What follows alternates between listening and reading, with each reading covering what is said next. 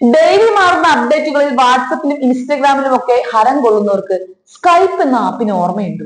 അതെ ഗൈസ്, വാട്സപ്പും ഇൻസ്റ്റഗ്രാമും വരുന്നതിന് വർഷങ്ങൾക്ക് മുൻപ് വീഡിയോ കോളിംഗിനായി മൈക്രോസോഫ്റ്റിന്റെ സ്കൈപ്പ് വ്യാപകമായി ഉപയോഗിച്ചിരുന്ന ഒരു കാലം നമുക്കുണ്ടായിരുന്നു. ഒരു തലമുറ തന്നെ നമുക്കുണ്ടായിരുന്നു. അതിലൂടെ തളർക്കുകയും വാടിക്കരിയുകയും ചെയ്യുന്ന അനേകം പ്രണയവും സൗഹൃദവും എല്ലാം സ്കൈപ്പിന് പറയാനുള്ള കഥകളിൽ പെടുന്നുമുണ്ട്. അതിൽ സാധാരണക്കാർ മുതൽ പ്രൊഫഷണൽ ജോലിക്കാർ വരെ ഭാഗവുമായിരുന്നു. എന്നാൽ ഇന്നത്തോടുകൂടി ഇന്റർനെറ്റിലെ വീഡിയോ കോളിംഗിലെ ഏറ്റവും വലിയ പേരായിരുന്ന സ്കൈപ്പ് പ്രവർത്തനം അവസാനിപ്പിക്കാൻ പോവുകയാണ്. ലോകമെമ്പാടുമുള്ള ദശലക്ഷക്കണക്കിന് ഉപഭോക്താക്കൾക്കൊപ്പമുള്ള വർഷങ്ങളുടെ വിശ്വസ്ത സേവനത്തിന് ശേഷമാണ് മൈക്രോസോഫ്റ്റ് സ്കൈപ്പ് അടച്ചുപൂട്ടുന്നത്. ഒരു കാലത്ത് ഇന്റർനെറ്റിലെ വീഡിയോ കോളിംഗിലെ ഏറ്റവും വലിയ പേരായിരുന്ന സ്കൈപ്പ് നിലവിൽ കാലഹരണപ്പെട്ട അവസ്ഥയിലാണ് ഉള്ളത്. ഈ സാഹചര്യത്തിൽ മൈക്രോസോഫ്റ്റ് സ്കൈപ്പ് അടച്ചുപൂട്ടാൻ തീരുമാനിച്ചതിന്റെ കാരണവും അടുത്തതായി എന്താണ് സംഭവിക്കാൻ പോകുന്നതെന്നും നമുക്കറിയാം. സ്കൈപ്പ് അടച്ചുപൂട്ടാനുള്ള ഏറ്റവും വലിയ കാരണം മൈക്രോസോഫ്റ്റിന്റെ പൂർണ്ണ ശ്രദ്ധ മറ്റൊരു വീഡിയോ കോളിംഗ് ആപ്പായ ടീംസിൽ ശ്രദ്ധ കേന്ദ്രീകരിച്ചു എന്നതാണ്. ഓഫീസ്, വ്യക്തിഗത സംഭാഷണങ്ങൾക്കുള്ള ഒരു വേദിയായാണ് മൈക്രോസോഫ്റ്റ് ടീംസിനെ വിഭാവനം ചെയ്തിട്ടുള്ളത്. സ്കൈപ്പ് ഇപ്പോൾ ഈ മത്സരത്തിൽ പിന്നിലുമാണ്. എല്ലാവരും അവരുടെ ആശയവിനിമയവും ജോലിയും ഒരിടത്ത് തന്നെ ചെയ്യണമെന്ന് മൈക്രോസോഫ്റ്റ് ആഗ്രഹിക്കുന്നുണ്ട്.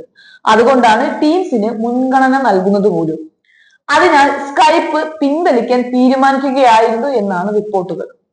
സ്കൈപ്പ് ഷട്ട് ഡൗൺ ചെയ്യുന്നതിന് മുൻപ് ടീംസിലേക്ക് മാറാൻ ഉപഭോക്താക്കൾക്ക് മതിയായ സമയം മൈക്രോസോഫ്റ്റ് നൽകിയിട്ടുണ്ട്. അതായത് ഇന്നത്തോടു കൂടി, അതായത് 2025 മെയ് 5 വരെ നിങ്ങൾക്ക് സ്കൈപ്പ് ഉപയോഗിക്കാം.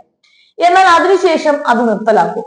ഈ മാറ്റത്തിൽ ഉപഭോക്താക്കൾക്ക് പൂർണ്ണ പിന്തുണ ലഭിക്കുമെന്നും അതുവഴി അവർക്ക് ഒരു ബുദ്ധിമുട്ടും കൂടാതെ ടീംസിലേക്ക് മാറാൻ കഴിയുമെന്നും മൈക്രോസോഫ്റ്റ് അറിയിച്ചിട്ടുണ്ട്. സ്കൈപ്പിന്റെ പണമടച്ചുള്ള സേവനങ്ങൾക്കും ചില മാറ്റങ്ങൾ സംഭവിക്കുന്നുണ്ട്. പുതിയ പെയ്ഡ് ഉപഭോക്താക്കൾക്കായി സ്കൈപ്പ് ക്രെഡിറ്റ് കോളിംഗ് പ്ലാനുകൾ വിൽക്കുന്നത് മൈക്രോസോഫ്റ്റ് അങ്ങ് നിർത്തുകയാണ്. എന്നാൽ നിങ്ങൾ ഇതിനകം തന്നെ പണമടച്ചുള്ള സ്കൈപ്പ് ഉപഭോക്താവാണെങ്കിൽ നിങ്ങളുടെ ക്രെഡിറ്റും സബ്സ്ക്രിപ്ഷനും അടുത്ത പുതുക്കൽ തീയതി വരെ സാധുവായി നിലനിർത്താം. എങ്കിലും നിങ്ങളുടെ സബ്സ്ക്രിപ്ഷൻ അവസാനിച്ചു കഴിഞ്ഞാൽ സ്കൈപ്പും അവസാനിക്കും.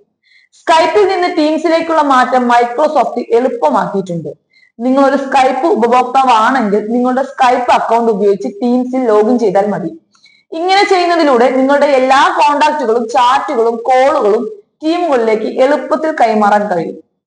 വൺ ഓൺ വൺ കോളുകൾ, ഗ്രൂപ്പ് ചാറ്റുകൾ, ഫയൽ പങ്കിടൽ തുടങ്ങിയ ഫീച്ചറുകൾ, കലണ്ടർ, മറ്റു ഉപകരണങ്ങൾ എന്നിവയ്ക്കൊപ്പം ടീംസിൽ ഇതിനകം തന്നെ ലഭ്യവുമാണ്.